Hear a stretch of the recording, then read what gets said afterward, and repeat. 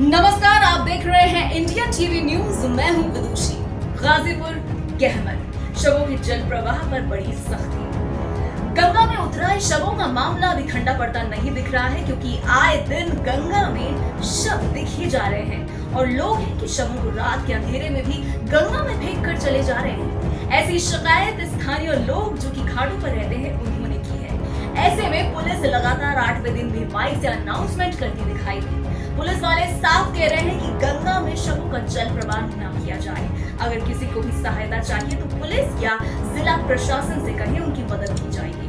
अगर कोई शव को जल में प्रवाह करता मिला तो उसके ऊपर सख्त कानूनी कार्रवाई भी हो सकती है। इस बात की पुष्टि जिलाधिकारी गाजीपुर मंगला प्रसाद सिंह ने भी की। उन्होंने बताया कि बिहार से या गाजीपुर की सीमा में गैर जनपदों से आने वाले सभी मार्गों पर बैरिकेडिंग की गई है और अगर कोई शव लेकर आ रहा है तो उसकी एंट्री करके ही वो सीमा में प्रवेश कर सकेगा और अगर शव जल प्रवाह की नियत से कोई आएगा तो उसे तुरंत रोक दिया जाएगा। इस मामले में स्थानीय रामनाथ ने बताया कि रात के अंधेरे में बहुत सारे लोग सरकारी गाड़ियों से लाश को लेकर आते हैं और पानी में फेंक कर चले जाते हैं। उनको कौन रोकेगा, कौन झगड़ा करेगा? वहीं उन्होंने कहा कि लकड़ी की कमी की भी एक बड़ी वजह है।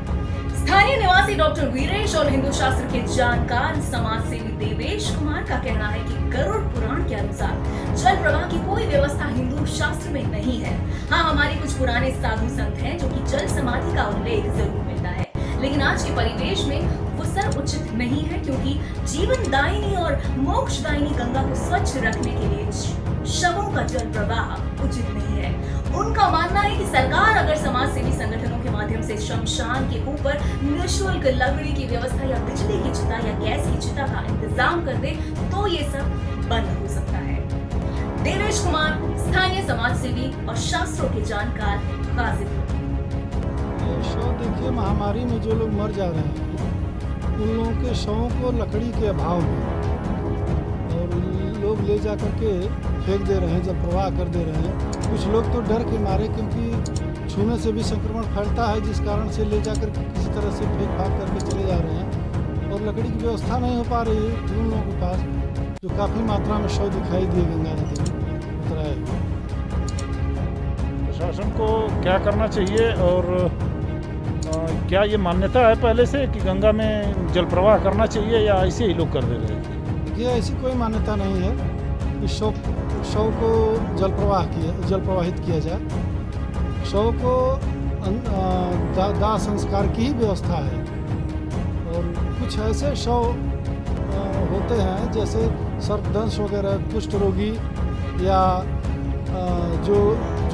जिनको कुंवारे कहते हैं उन लोगों का शव ऐसे ही जल प्रवाह कर दिया जाता था, जो कि हालांकि अब ऐसा नहीं होता है। जब से गंगा सफाई वाला अभियान चला, उससे काफ़ी लोगों को जानकारी मिली और सौदा किए, इसीलिए ऐसे प्रवाह नहीं किया और लकड़ी की समुचित व्यवस्था नहीं हो पा रही थी, जिस कारण से तमाम शव गंगा में लोगों ने ऐसे ही बहवा दिया बिना दाह संस्कार किए, जिससे प्रदूषण भी फैलने की काफ़ी आशंका थी। और जब प्रशासन को जानकारी हुई तो जिला प्रशासन के द्वारा उन शवों की समुचित व्यवस्था की गई, जिससे अब कभी कभार दिखाई दे रहा है कोई शव, कोई चोरी चुपके आकर के फेंक दे रहा है, वो लकड़ी के अभाव में ऐसा हो रहा है और कोई खास कारण नहीं। प्रशासन को क्या करना चाहिए? प्रशासन को ये चाहिए कि जहाँ जहाँ शवदाह की व्यवस्था है, जहाँ जहाँ लोग ज़्यादा मात्रा में लोग जाते हैं शवों को लेकर के, तो वहाँ लकड़ी की समुचित व्यवस्था अगर हो जाती है तो बजाय जल प्रवाह करने के लोग उस शवदाह कर देंगे, जला देंगे, अंत्येष्टि दाह संस्कार अच्छे से हो जाएगा। यही लकड़ी की व्यवस्था हो जाए तो समस्या का समाधान हो जाएगा आसानी से। गंगा में बहुत अधिक संख्या में शव दिख रहे हैं।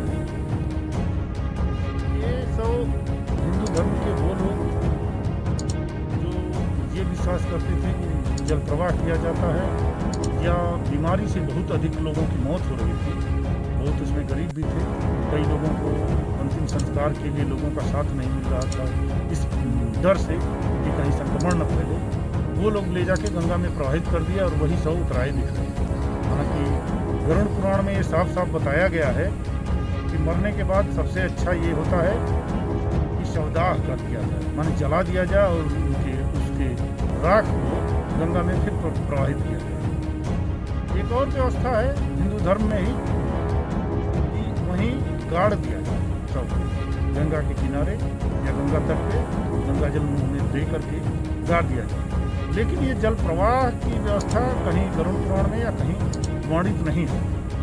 हालांकि कुछ साधु संत जब समाधि लिया करते थे उन्हीं से प्रेरित होकर या उनको देख करके कुछ लोग शवों को गंगा में प्रवाहित कर दिए। हालांकि बहुत लोग संत प्रवृत्ति ये भी होते हैं, कहते हैं कि मरने के बाद हमारा शरीर जीव जंतुओं के काम आ जाएगा, चील कौओं के काम आ जाएगा, उनका पेट भरेगा, उनके बच्चे जीवित रहेंगे, और इसी मेरा शरीर नष्ट हो गया है। हालांकि इस मान्यता की अब जरूरत नहीं है, बहुत अधिक जनसंख्या है, आवश्यकता है माँ गंगा को पवित्र रखने की। यही सारे शब्द दिख रहे थे। हालांकि हम प्रशासन की भूरी प्रशंसा करते हैं, प्रशासन बहुत बधाई का पात्र है। ऐसे समय में जब किसी को अंतिम संस्कार के लिए 4 लोग कंधा देने के लिए नहीं मिलते थे, उस समय में भी प्रशासन के लोग लग के शवों की ससम्मान अंत्येष्टि किए। 1-2 नहीं, गाजीपुर में 100-150 शवों की अंत्येष्टि की।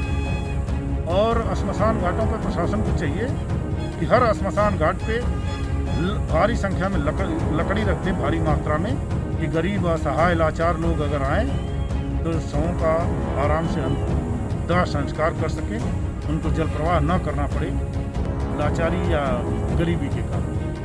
तो हम प्रशासन से फिर एक बार मांग करेंगे कि स्वयंसेवी संस्थाओं के माध्यम से या अन्य माध्यम से प्रशासन हर शवदाह गृह पे लकड़ी की व्यवस्था कर दे। और अगली तैयारी के रूप में प्रशासन ये करे कि विद्युत शवदाह गृह या गैस शवदाह गृह अधिक से अधिक बनाए, जिससे फिर इस बात की पुनरावृत्ति न हो कि गंगा में लोग शवों को जल प्रवाहित करें। नहीं, ये भ्रांतियाँ निराधार हैं, ऐसी कोई बात नहीं है। हाँ, लोगों ने चौकसी और अलर्टनेस के निर्देश दिए हैं, और ये निर्देश दिया है कि जितनी भी डेड बॉडीज बाहर से आ रही हैं, इवन जिले में भी और बाहर से भी, तो सारी डेड बॉडीज़ के लाने वालों से पूछा जाए कि वो डेड बॉडी किस घाट पर और किस प्रकार से अंत्येष्टि करें। ऐसा तो नहीं है कि वो अपने डेड बॉडी का जल में प्रवाह कर दें।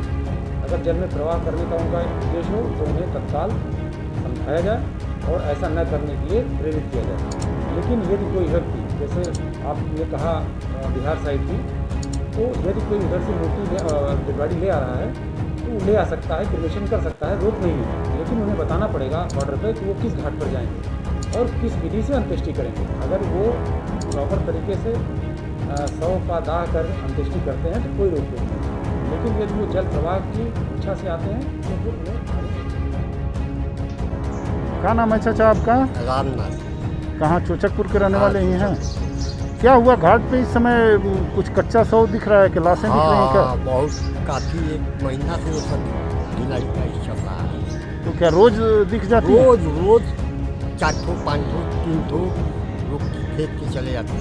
अच्छा, यहीं से यहाँ भी अंतिम संस्कार सरकारी गाड़ी पर लाद के लेके आते हैं लोग, सरकारी गाड़ी पर लाद के आते हैं लोग, और उसको 2 आदमी पकड़ के गंगा जी में फेंक देते हैं। अच्छा, हाँ, मना नहीं करते हैं आप लोग? अब वो बताइए, हम लोग को बोलने से कोई मानेगा? अच्छा, नहीं मानते, हम लड़ने को तैयार हो जाते हैं। हाँ। अच्छा, तो अब तक कितनी, माने रोज लाशें दिख रही हैं? हाँ, रोज फेंकाती है गंगा जी में। इसी तरह की देश दुनिया के साथ साथ अपने आसपास की हर खबर और खबर के असर को जानने के लिए देखते रहिए इंडियन टीवी न्यूज, और हमारे इस चैनल को सब्सक्राइब जरूर कीजिए और हमारी इस खबर को शेयर जरूर कीजिए। मिलते हैं अगली खबर के साथ।